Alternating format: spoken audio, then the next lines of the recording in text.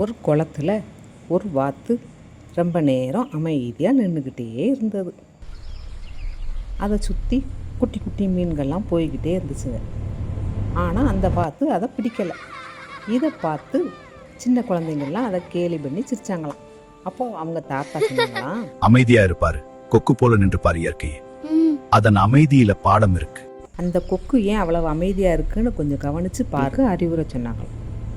அப்போ அந்த கொக்கு பக்கத்தில் ஒரு பெரிய மீன் வந்துச்சான்.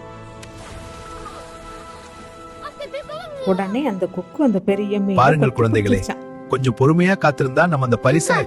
ஆமா, அதுதான் பொறுமையின் பலம். அந்த கொக்கு தன்னோட நேரத்துக்காகவும் நல்ல வாய்ப்புக்காகவும் அமைதியாக காத்திருந்துச்சு. அதுக்கு நல்ல பலன் கிடைச்சது.